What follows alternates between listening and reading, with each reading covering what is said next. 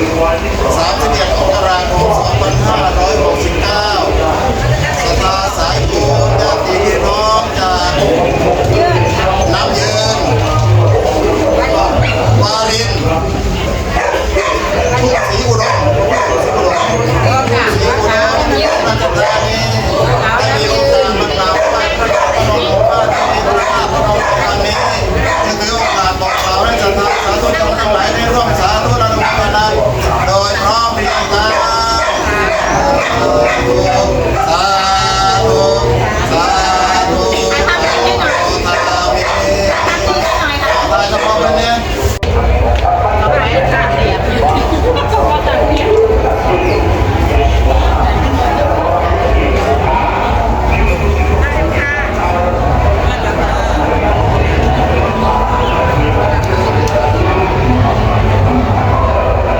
ตั้งใจกล่าวนะโมสามจบพร้อมกัน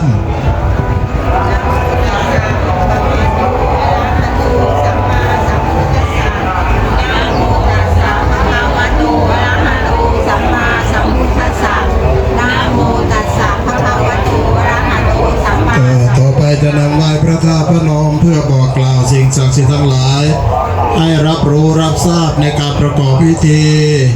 ห่มผ้าเจดีย์และธนูบำรุงพระพุทธศาสนาในวันนี้ปุริมายะทักขินายะปัจฉิมายะอุตรายะเหติมายะอุปริมายะขิสายะกะปนะกิริสมิงปัพพเตมหากัสสเปนะขาปิตังพุทธอุรังคาถาตุงศิรสานะมามิสุวรรณรัชตังรัตนังปณีตัง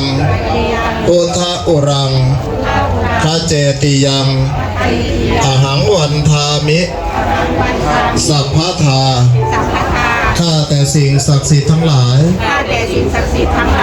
เทวบุตรเทวดาที่พิทักษ์รักษาเจดีย์พระธาตุพนมเจ้าเรือนสามพระองค์เจ้าราชครูหลวงโพนเสม็กบุรพาจารย์วัดพระธาตุพนมพระภูมิเจ้าที่เจ้าแม่ธรณีพญาสัตนาคาพญานาคทั้งเจ็ดที่ดูแลรักษาปกปักรักษาเจดีย์พระธาตุพนมพญามดจรินที่ดูแลรักษาสะพังทองสะโบราณวัดพระธาตุพนมพระภูมิเจ้าที่เจ้าแม่ธรณีที่ดูแลรักษาอาณาบริเวณคณะบุญยเขตสามัคคีสิ่งศักดิ์สิทธิ์ทั้งหลายจงรับรู้รับทราบวันนี้วันที่31 มกราคม 2569 ขึ้น 13 ค่ำเดือน 3 อยู่ในช่วงงานเทศกาลนมัสการพระธาตุพนมประจำปีวันนี้ข้าพเจ้าทั้งหลายบอกซื้อเด้อสุขุสุขคนเด้อซึ่งเป็นพุทธศาสนิกชนอุบาสกอุบาสิกาพุทธบริษัทได้มีโอกาสมีเวลามากราบมาไหว้เจดีย์พระธาตุพนมเพื่อขอศีลขอพรในวันนี้ได้นำพระห่มพระธาตุและมีเจ้าภาพเจ้าศรัทธาได้ลงนามที่พระห่มพระธาตุเพื่อประกอบพิธีในวันนี้จึงถือโอกาสบอกกล่าวสิ่งศักดิ์สิทธิ์ทั้งหลายให้รับรู้รับทราบและมาอำนวยอวยชัย ประทานพรให้ข้าพเจ้าทั้งหลาย ที่กล่าวนามไปแล้ว จงปราศจากทุกโศกโรคเวรภัย ทั้งหลายทั้งปวง อันตรายใดๆก็อย่าได้มากล้ำกาย ตั้งแต่บัดนี้เป็นต้นไป ขึ้นชื่อว่า ยากจนเข็นใจ ด้อยทรัพย์อัปปัญญา ขออย่าได้เกิด อย่าได้มี แก่ข้าพเจ้าทั้งหลาย ในการทุกเมื่อ มีแต่กัลยาณมิตร คิดดีทำดี จะได้ช่วยปกป้อง เชิดชูบูชา วัดวาพระศาสนาพระพุทธศาสนา ให้เจริญ ยิ่งขึ้นไป ยักเคพันเต สังโฆปฏิชานาตุมะยังพันเต อิมังวัฏถังสัปปริวารังพุทธัสสะปูชนถายะ สังคัสสะนิยาเทมะ สาธุโนพันเต อายังอิมินาวัเถนะพุทธสะบูชาอัมหากันเจวะ มาตาปิตุอาทีนันจะปิยชนานังทีคารตัง อิตายะ สุขายะ สังวัตตุข้าแต่พระสงฆ์ผู้เจริญ ขอพระสงฆ์จงรับทราบ ข้าพเจ้าทั้งหลาย ได้น้อมนำมาแล้ว ซึ่งผ้าผืนนี้ พร้อมกับของที่เป็นบริวาร ขอน้อมถวาย แก่พระสงฆ์เพื่อเป็นพุทธบูชา ขอการบูชา พระพุทธเจ้า ด้วยผ้าผืนนี้ ของข้าพเจ้าทั้งหลาย จงเป็นไปเพื่อประโยชน์ เพื่อความสุข แก่ข้าพเจ้าทั้งหลายด้วย แก่ปิยชนทั้งหลาย มีบิดามารดา เป็นต้นด้วย อิมานิมะยังพันเตจตุปัจจยานิสัปปริวารานิภิกขุสังคัสสะโอโนชยามะ สาธุโนพันเตภิกขุสังโฆอิมานิจตุปัจจยานิสัปปริวารานิปฏิคันหาตุอัมหากังทีคารตัง อิตายะ สุขายะ พันเตข้าแต่พระสงฆ์ผู้เจริญ ข้าพเจ้าทั้งหลาย ที่ได้กล่าวนามไปแล้ว ได้น้อมนำมาแล้ว ซึ่งจตุปัจจัย ขอน้อมถวาย แก่พระสงฆ์ขอพระสงฆ์จงรับ เพื่อประโยชน์ และความสุข ความเจริญ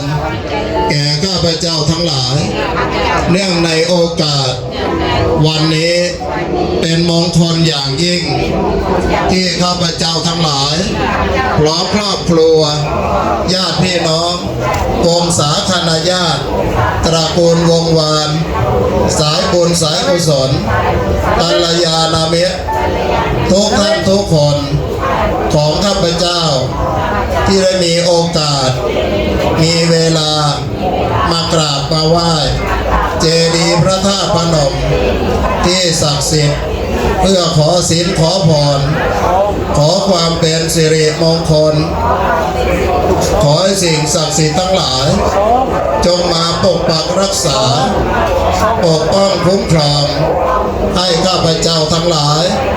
ล้อมครอบครัว ญาติพี่น้อง วงศาคณาญาติ ตระกูลวงวาน สายบุญสายกุศลกัลยาณมิตรทุกท่านทุกคนของข้าพเจ้า จงมีแต่ความสุข ความเจริญ เจริญในหน้าที่การงาน ในการประกอบสัมมาอาชีพ มีสุขภาพพลานามัยที่แข็งแรง อายุมั่นขวัญยืนเจริญรุ่งเรืองในธรรมะคำสั่งสอนขององค์สมเด็จพระสัมมาสัมพุทธเจ้าผู้ตรัสรู้เองโดยชอบผู้รู้ผู้ตื่นผู้เบิกบานด้วยพระองค์เองอีกประการหนึ่งข้าพเจ้าทั้งหลาย ขออุทิศส่วนบุญส่วนกุศลที่ได้กระทำในวันนี้ และในขณะนี้ไปถึงผู้มีพระคุณทั้งหลายปิยชนทั้งหลายบรรพบุรุษของข้าพเจ้าที่ล่วงลับไปแล้วเทวบุตรเทวดาที่รักษาตัวข้าพเจ้าตลอดถึงเจ้ากรรมนายเวรและสรรพสัตว์ทั้งหลายทีนี้มีไหมญาติพี่น้องเราที่ล่วงลับไปถ้ามีก็เอ่ยชื่อเอ่ยนามเพื่อว่าสิ่งศักดิ์สิทธิ์ทั้งหลายจะได้นำข่าวสารไปบอกไปข่าวญาติพี่น้องที่กล่าวนามมาแล้วนั้นมารับอนุโมทนาบุญด้วยในขณะเดียวกันพวกเราทั้งหลายก็ขอให้ตั้งจิตตั้งใจเป็นสมาธิก็เพื่ออุทิศส่วนบุญส่วนกุศลให้ด้วยล่ะจ้าเชิญจ้า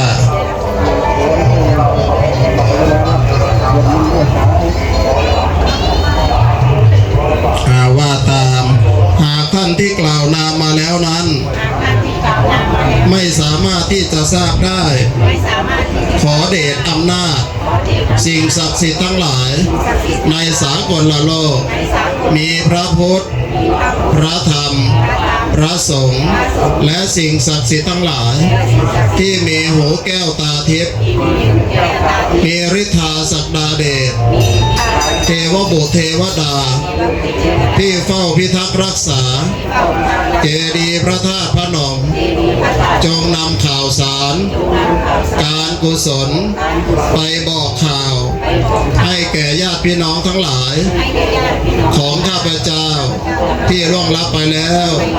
ได้รับรู้รับทราบและมารับอนุโมทนาซึ่งบุญกุศลผลทานที่ข้าพเจ้าทั้งหลายได้ตั้งใจอุทิศให้ในขณะนี้หากตกทุกข์ได้ยากลำบากเข็นใจ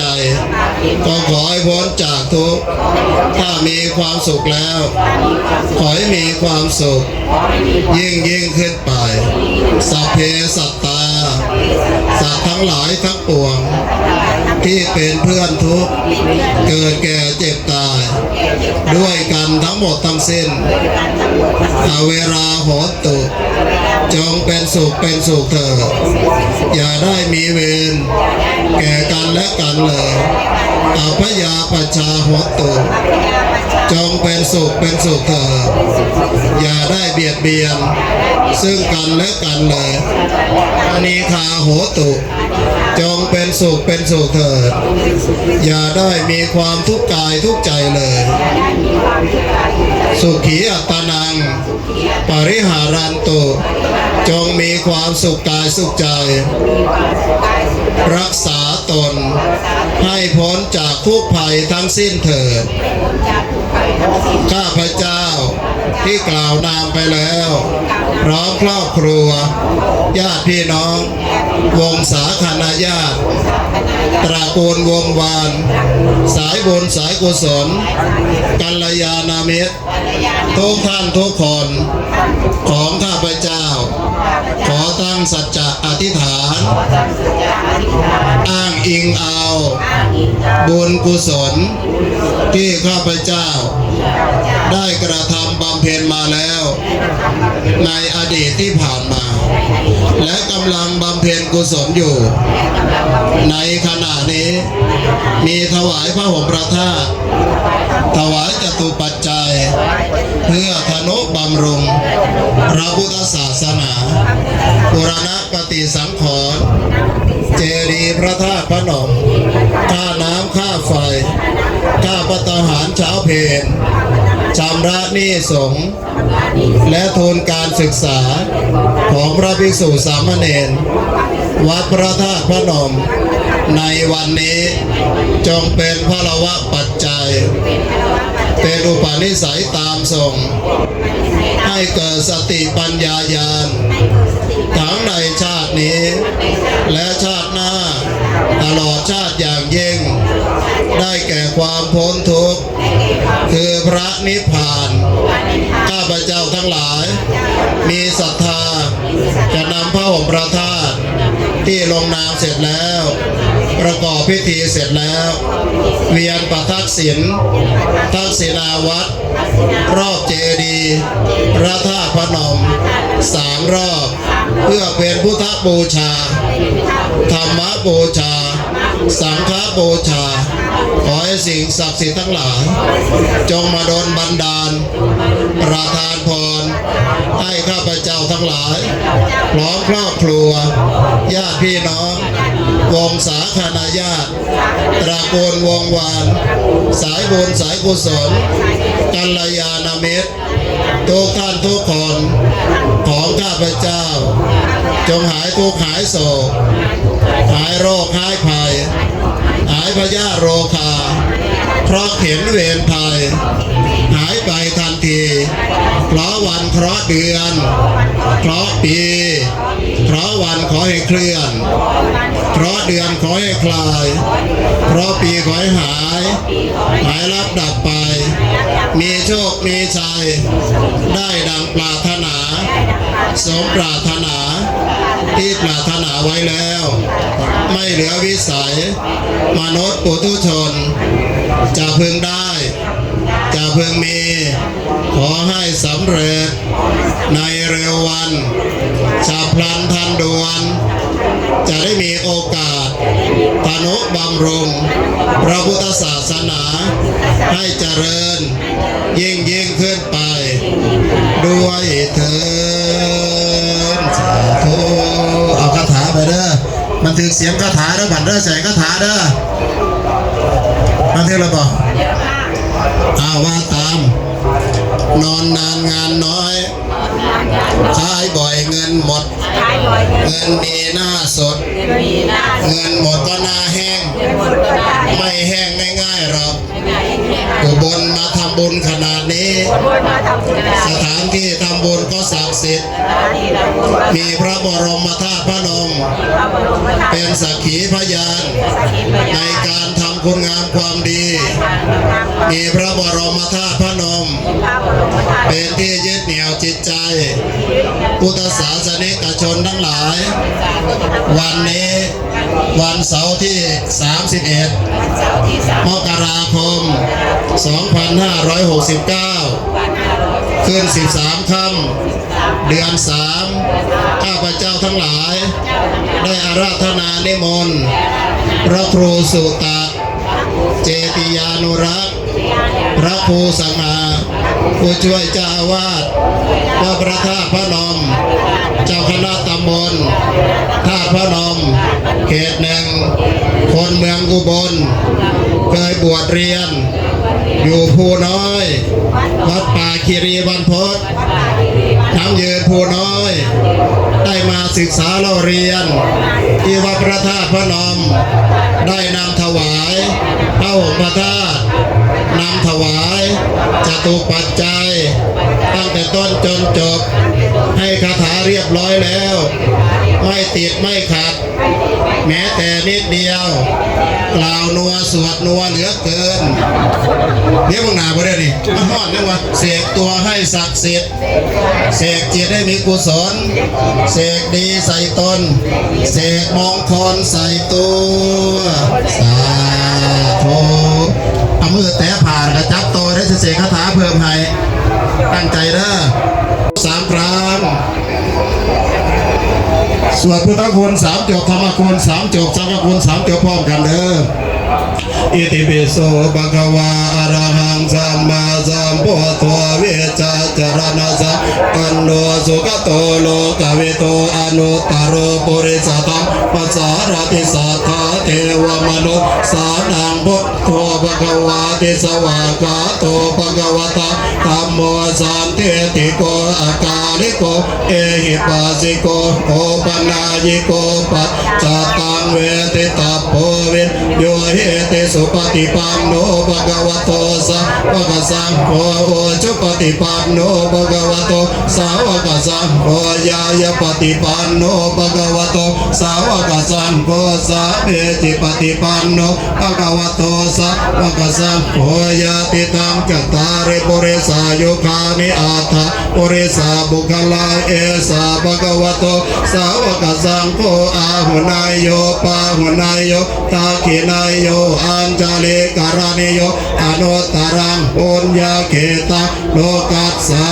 ติอิติปิโสภะคะวะอะระหังสัมมาสัมพุทโธเวชาจรณะสัมปันโนสุขโตโลกวิโตอนุตตรปุริสธัมมัสสารติสัทธาเทวมนุษย์สานังพุทโธภะคะวะติสวะขาโตภะคะวะตาธัมโมสันติติโกอากาลิโกเอหิปัสสิโกโอปนายิโกปัจจตะเวติตาโอเวนโยเอติสุปฏิปันโนภะคะวะโตสาวกสังโฆโอจุปฏิปันโนภะคะวะโตสาวกสังโฆยายปฏิปันโนภะคะวะโตสาวกสังโฆสาเวติปฏิปันโนภะคะวะโตสาวกสังโฆยาติตังกตาริปุริสายุคานิอาตาปุริสาบุคลาเอสาภะคะวะโตสาวกสังโฆอาหุนายโยปาหุนายโยตาขินายโย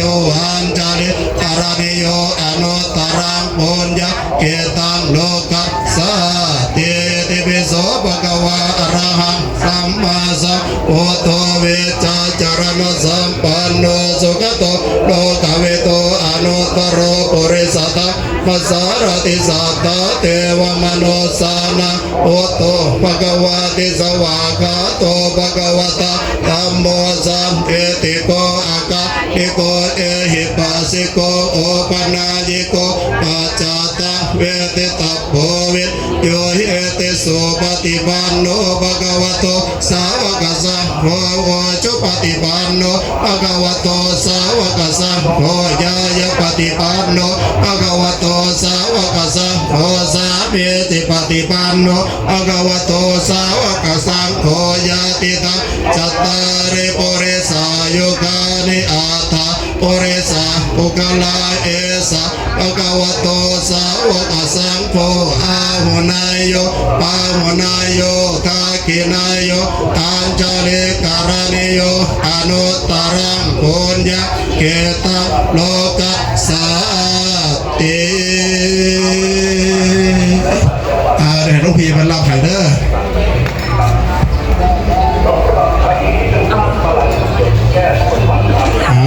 หลวงพี่บรรลับให้บ้างเสียตาหลวงพี่บ้างเสียประหงน่ะยกพานเลยโยมยกพานเลยหลวงพี่พนมมือไหวโยมตรวจน้ำรับพรตรวจน้ำรับพรยะถาวาริวหาปุราปริปุเรนติสาครังเอวเมวะอิโตตินังเปตานังอุปกาปติจิตังปฏิตังภูมังคิปเมวะสเมจโตสเปปุเรนตุสัพพปาจันโตปนาราโสยะถามานิโชติราโสยะถาสัพพิติโยวิวัจจันตุสัพพโรโควินาศตุมาเตภวตุตรายโย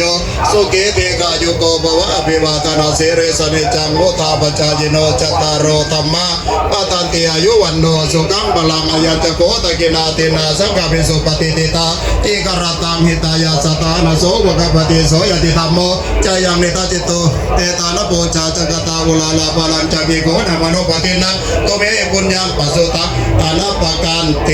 โสอัตระโทสุกิโตเวรุรามปุตตะสัจเนอโรโกสุกิโตเวสหสเปยติเปสาอัตระตาสุกิตาเวรุรามปุตตะสัจเนอโรกาสุกิตาเวสหสเปยติเปเตอัตระตาสุกิตาเวรุรามปุตตะสัจเนอโรกาสุกิตาโหทาสหสเปยติเปอายุโทปะโทธีโรวันโตปฏิภาณโตสุขสัตตาเมตาเวสุขังสวัสดิกาจติอายุรัตวะพลังวันนังสุขังจปฏิภาณโตทิกายุยสวะโหติยถายตุปปัจจติ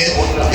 ภวตุสัพพมังคลังรักตุสัพพเทวตาสัพพพุทธาสัพพธรรมาสัพพสังฆานุภาเวนะสัตตาโสติอาวันตุเตเดนังนาปะทาปะธรรมจงมาปกปักรักษาเทว ดาคุ้มครองให้มีแต่ความสุขความเจริญในหน้าที่การงานในการประกอบสัมมาอาชีพมีสุขภาพพลานามัยที่แข็งแรงไปไหนมาไหนก็ขอให้สิ่งศักดิ์สิทธิ์คุ้มครองตลอดการเดินทางและตลอดไปด้วยเถิดไหวพระพร้อมกันเด้ออะระหังสัมมาสัมพุทโธภะคะวาพุทธังภะคะวันตังอภิวาเทมิ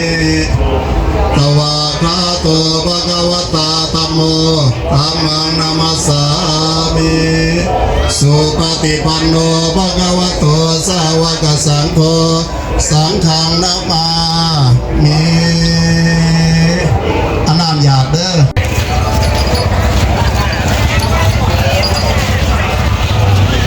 ขออนุโมทนาสาธุบุญน้ำกันครับแม่สอนสินบัวชงนะครับมาจากสกลนครนะครับ20 บาทขออนุโมทนาสาธุบุญน้ำกันครับสาธุแม่ทวารนุชกับบุญหนามุกดาหารครับ20 บาทขออนุโมทนาสาธุบุญน้ำกันครับ